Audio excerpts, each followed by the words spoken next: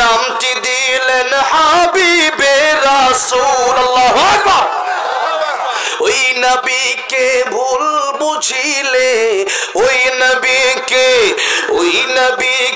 ভুল বুঝিলে থাকবে না ঈমান। আশিক বিনে কে বুঝিবে আমার দয়ার নবীর শান। বলেন না, আশিক বিনে কে বুঝিবে আমার দয়ার নবীর শান। রাহমাতুল লিল আলামিন নবী, রাহমাতুল লিল আলামিন নবী কুরআনে প্রমাণ। আশিক বিনে কে বুঝিবে আমার দয়ার নবীর শান। উম্মত বিনে কে বুঝিবে আমার দয়ার নবীর শান। কথা ঠিক না ঠিক? ভাইরা বাবাজিরা, খারাপ লাগতেছে? শেষ করে দিব? আর কিছুক্ষণ বললে থাকবেন না চলে যাবেন? আজকে এই মাহফিলটাতে আসছেন, এটা আল্লাহর একটা রহমত। এই যুবক ভাইয়ের মাধ্যমে আল্লাহ রাব্বুল আলামিন শুরুতে মাহফিলের ব্যবস্থা করে দিলেন। আজকে যদি আপনার মা বাপের জন্য আপনি মোনাজাত না করে মাহফিল থেকে বিদায় হয়ে যান, মনে রাখবেন, আপনি লিখে নেন, আগামীতে এমনও হতে পারে যে আপনার সন্তান মাহফিলে আসবে, আপনার জন্য মোনাজাত না করে আপনাকে ফাঁকি দিয়ে চলে যাবে। এই জন্য আজকে একটু বাপের জন্য, মায়ের জন্য একটু মোনাজাত করে যেতে, আমরা আখেরি মোনাজাতটা শেষ করে 12টার মধ্যেই আমি মোনাজাত দিয়ে দেবো ইনশাল্লাহ। একটু আমার যার অনেকের মা নাই, অনেকের বাবা নাই, এরকম কাজ হাত তোলেন তো। মা যাদের না অথবা বাবা নাই, অনেক মানুষ, তারপরে এতগুলো মানুষ মা নাই বাবা নাই, আজকে মায়ের জন্য বাপের জন্য একটু দোয়া করার দরকার আছে না নাই? বলেন, যে মা বাবার ওসিরা এই দুনিয়ার মুখ দেখলেন, সেই মা বাবার জন্য একটু মোনাজাত করে আমরা একসাথে বাড়িতে যাবো বলি ইনশাআল্লাহ। এই জন্য একটু তাকবীর দিতে হবে।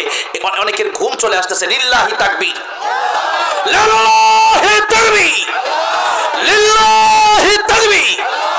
আল্লাহ কবুল করেন, জোরে বলেন আমিন। আমার ভাইরা, আমার মুরব্বী বাবাজিরা, তাহলে কি একটু সামনের দিকে যাওয়া যায় নাকি? বলেন, যাবো? আচ্ছা, আমার ভাইরা, আমার মুরব্বী বাবাজিরা, আল্লাহ বিশ্বনবী রাহমাতুল লিল আলামিন, তিনি তো রহমতের নবী, তিনি তো দয়ার নবী, মায়ের নবী। যেই মাত্র কবরে আযাব হয়, নবী তাকে দেখতেছেন কবরে আযাব হয়, একবার হাত তুললেন, হাত তোলার পরে দেখলেন কবরে আযাব এখনো বন্ধ হয় না। এবং আল্লাহ নবী দ্বিতীয়বার আবার হাত তুললেন, নবীজি দোয়া করলেন, আল্লাহ রাব্বুল আলামিন, এই কবরে আযাব হয়, এই কবর আযাব কি বন্ধ করে দেওয়া যায় না? এই ব্যক্তিরা মুসলমান, এই ব্যক্তির কবরে কি আযাব বন্ধ করে দেওয়া যায় না? সাহাবীরা বললেন আমিন, আল্লাহ তুমি কবর আযাব বন্ধ করে দাও। এবার নবী তাকায় দেখতেছেন কবরের আযাব বন্ধ হয় না। এবার নবী তৃতীয়বার আবার হাত তুললেন, হাত তুলে দেখতেছেন, আল্লাহর কাছে দোয়া করলেন, আল্লাহ রাব্বুল আলামিন, এই কবরের আযাব তুমি বন্ধ করে দাও। নবী এবার দোয়া করার সাথে সাথে সাহাবীরা বললেন আমিন, কিন্তু এবারও নবী তাকায় দেখতেছেন কবরের আযাব বন্ধ হয় না। আমার নবী ডাক দিয়ে বলতেছেন, আল্লাহ রাব্বুল আলামিন, আমার হাত তুমি ফিরে দিবা, আমার হাতের দাম কি তোমার কাছে কমে গেল নাকি? আল্লাহ রাব্বুল আলামিন তার কবর আযাব তুমি কেন মাফ করো না আমারে বলো। আমার আল্লাহ রাব্বুল আলামিন ডাক দিয়ে বলেন, পয়গম্বর, এই লোকের আযাব, এই লোকের কবর আযাব আপনি কিয়ামত পর্যন্ত দোয়া করলেও কবর আযাব বন্ধ হবে না। নবী আমার দেখে বলেন, আয় আল্লাহ রাব্বুল আলামিন, কেন বন্ধ হবে না? আল্লাহ ডাক দিয়ে বলেন, ও আমার হাবিব, ও আমার বন্ধু, এই কবর আযাব যদি বন্ধ করতে হয়, তার মাকে সে কষ্ট দিয়েছে, তার মা যতক্ষণ পর্যন্ত মাফ করবে না, আপনি নবী কেন তমাম পৃথিবীর মানুষ মিলে যদি দোয়া করে, তাদের দোয়া আমি আল্লাহ কবুল করব না। ও নবী গো, ও আমার বন্ধু, আপনার দোয়ায় কাজ হবে না। তার মা এখনো বেঁচে আছে, তার মারে বলেন তারে মাফ করতে। ইমাম নবীজি তার মাকে ডাকলেন, তার বাসলো কবরের পাশে। আমার নবী ডাক দিয়া বলেন, মা গো, এই কবর আযাব হয়, এই কবরটাকে তুমি চিনো নাকি? ওই মা ডাকে বলেন, ইয়া রাসূলুল্লাহ, ইয়া হাবিবাল্লাহ, কবরে আযাব হয় কিনা আমি জানি না, এই কবরটা তো আমার সন্তানের কবর। ইয়া রাসূলুল্লাহ, ইয়া হাবিবাল্লাহ, আমারে আপনি কেন ডেকেছেন? নবী আমার ডেকে বলেন, মা, এই কবরের ভিতরে যা আযাব হয় তোমার সন্তানের, তা কি তুমি জানো নাকি? মা ডেকে বললেন, আমি জানি না। নবী আমার ডেকে বললেন, এই সন্তানের কবরে তো আযাব হয়, ও মা, তুমি কি তারে মাফ করে দিতে পারো না? তুমি তারে মাফ না করলে আমার আল্লাহ রাব্বুল আলামিন তার কবরের আযাব বন্ধ করবে না।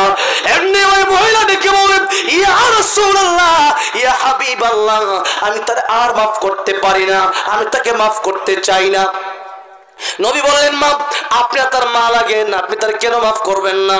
ওই মহিলাটাকে বলতেছেন ইয়া রাসূলুল্লাহ ইয়া হাবিবাল্লাহ, আমার যে পিঠে বাড়ি দিয়েছে বাড়ির দাগ এখনো আছে। তার বিবির কথা শুনে, তার বউয়ের কথা শুনে আমি মায়ের গায়ে সে হাত তুলছে। ইয়া রাসূলুল্লাহ ইয়া হাবিবাল্লাহ, কবরে চলে গেল আমার সন্তান, কিন্তু আমার পিঠে এখনো দাগ আছে। ইয়া রাসূলুল্লাহ ইয়া হাবিবাল্লাহ, আমি তারে মাফ করব না। সে বড় নাফরমানি আমার সাথে করেছে। আমার নবী বড় কষ্ট পেয়ে গেলেন। নবী চিন্তা করলেন মা যদি মাফ না করে এই আযাব তো কিয়ামত পর্যন্ত চলতে থাকবে। আরে মায়ের হক মায়েরই মাফ করতে হবে, আল্লাহ মাফ করবে না। বাবার হক বাবারই মাফ করতে হবে, আল্লাহ মাফ করবে না। বান্দার হক বান্দার মাফ করতে হবে, আল্লাহ মাফ করবে না। এবার আমার নবী ডাক দিয়ে বলেন আল্লাহ রাব্বুল আলামিন, এই কবরের আযাব তো বন্ধ হবে না মা যদি মাফ না করে। আমার আল্লাহ ডাক দিয়ে কয় না বন্ধ হবে না আমার নবী গো, ও আমার হাবিব, এই কবর আযাব বন্ধ হবে না। আমার নবী ডাক দিয়া কয় আয় আল্লাহ রাব্বুল আমিন, এই কবর আযাব যদি বন্ধ না হয় আমার দোয়ার কারণে আমি আরেকটা দোয়া তোমার কাছে করব। আল্লাহ এই মহিলাকে, এই সন্তানের মাকে তুমি তার কবর আযাবটাকে দেখাতে পারো না। আমার আল্লাহ কয় ও নবী, ও আমার হাবিব, এই দোয়া আমি আল্লাহ রাব্বুল আমিন কবুল করে নিলাম, মঞ্জুর করে নিলাম। এই দোয়া আমি আল্লাহ কবুল করে নিলাম। ইতিমধ্যে তার বাপ সন্তানের কবর আযাব দেখতে পেল। তার মা যখন কবর আযাব দেখলো, চোখের পানি চেয়ে দেখে ডাক দিয়ে বলি ইয়া রাসূলুল্লাহ ইয়া হাবিবাল্লাহ, কবর আযাব যে এত ভয়ানক আমি বুঝি নাই। আমি ভেবেছি কেমন জানি হয় কবর আযাব, জানি না, কিন্তু কবর আযাব বড় ভয়ানক, এটা দেখলে মানুষ ঠিক থাকতে পারে না। ইয়া রাসূলুল্লাহ ইয়া হাবিবাল্লাহ, আজকে অবস্থায় আমার সন্তানের কবর আযাব আমি দেখতে চাই না। আমি মা এই মুহূর্তে আমার সন্তানকে ক্ষমা করে দিলাম। যে মুহূর্তে মা তারে মাফ করে দিল, সেই মুহূর্তে কবরের আযাব বন্ধ হয়ে গেল। মুসলমান মায়ের কষ্ট দিয়ে নামাজ পড়তে পড়তে কপালটা কালো করে ফেলছেন। ও মুসলমান, নিজের মা বাপের কষ্ট দিয়া হজে যান, আরে মা আর বাবার দিকে তাকাইলে কবুল হজের সওয়াব আছে না নাই? নবী আমার দেখে বলেন সাহাবীরা একবার মায়ের দিকে তাকাও, একবার বাপের দিকে তাকাও, আমার আল্লাহ রাব্বুল আমিন একটা কবুল হজের সওয়াব দিয়ে দিবে। আচ্ছা আপনাদেরকে আমি জিজ্ঞাসা করতে চাই, বছরে হজ করা যায় কয়বার? বলে না কয়বার? একবার। এবার তো আমি যাওয়ার নিয়ত করেছি, আল্লাহ যাওয়ার তৌফিক দেবেন আমিন। এবার হজে যেতে হলে, উমরা তো অনেকবার করছি, বছরে একবার হজ করা যায় জিলহজ মাসে। তাছাড়া যা করবেন সব উমরা হবে। কি হবে? উমরা হবে। এখন আপনার মা আর বাবা দেখেন কত বড় ফজিলতপূর্ণ আলোচনা। খালি তো ওয়াজ শোনেন, ওয়াজ করে কি যে ওয়াজ, আপনারা তো জানেন ওয়াজ, কিন্তু ওয়াযাক্কির ফা ইন্না যিকরা তানফাউল মুমিনিন, ওয়াজ বারবার করতে হয়, নাহলে আমরা ভুলে যাই, না কি বলেন? দেখেন হজ যেতে হলে ৮-১০ লাখ টাকার প্রয়োজন। কত টাকা? ৮-১০ লাখ টাকা প্রয়োজন। এরপরে ইসলামে যে ইবাদত আছে, একটা হলো দৈহিক আর একটা হলো আর্থিক। যেমন দেহের মাধ্যমে নামাজের একটা ইবাদত, না ফজরের নামাজ আপনি না পড়ে, মনে করেন আপনার পাশে হুজুর আছে, হুজুরকে বলে হুজুর আপনি তো প্রতিদিন নামাজ পড়ানি, তো আপনি আপনার নামাজটা পড়ে দিয়েন, আর আমি আপনাকে ১০০০ টাকা হাদিয়ে দিলাম, আমার নামাজটা আপনি পড়ে দিয়েন। কি মনে করেন নামাজ হবে?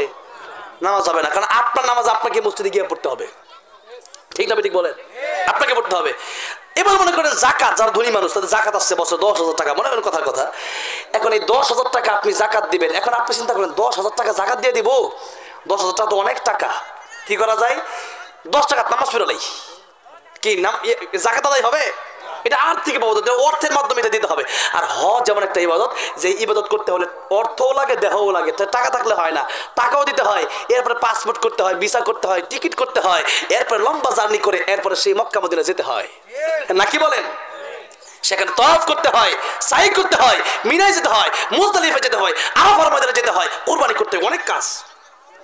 এত কাজ হজ করতে নবী নিজে বলতেছেন হজ হলো কষ্টকর। আল হাজ্জু। এবার দেখেন হজ হলো কষ্টকর, অর্থ টাকাও লাগে। ৮-১০ লাখ টাকা কামানো কত সহজ না কি মনে করেন? হ্যাঁ, অনেক কঠিন ৮-১০ লাখ টাকা কামানো। এখন ৮-১০ লাখ টাকা কামানো কঠিন, এই টাকাও দিতে হয়, আবার নিজে জার্নি করে সেখানে লম্বা সময় নিয়ে যেতে হয়, তওয়াফ করতে, সাই করতে হয়, কুরবানি করতে হয়, অনেক কাজ। এরপরে হজ কবুল হয়েছে কি হয়েছে না তাও জানা নাই। এবার নবী বলেন তোমার মা তোমার বাপের দিকে একবার তাকাবা, একটা কবুল হজের সব। দেখেন এত কষ্ট করে বছরে একবার হজ করা যায়, তো কবুল হয়েছে কি হয়েছে জানা নাই। আর অনেক যাদের মা বাবা আছে এদের দিকে দৈনিক কতবার তাকানো যায়? মেলা আবার তাকানো যায়, ঠিক না ভাই? ঠিক। সাহাবী বললেন ইয়া রাসূলুল্লাহ, ইয়া হাবিবাল্লাহ, আপনি বলেছেন মায়ের দিকে একবার তাকালে একটা কবুল হজের সওয়াব। আমি যদি 100 বার তাকাই আমার আল্লাহকে 100 কবুল হজের সওয়াব দেবে। আমার নবী ডাক দিয়ে বলে, সাহাবী রে 100 বার কেন, তুমি তাকাতে তাকাতে অস্থির হয়ে যেতে পারো, আমার আল্লাহ সওয়াব দেওয়ার বেলায় কোনো অস্থির হবেন না। মায়ের চোখে ঝরলে পানি আল্লাহর আরশ কাঁপে।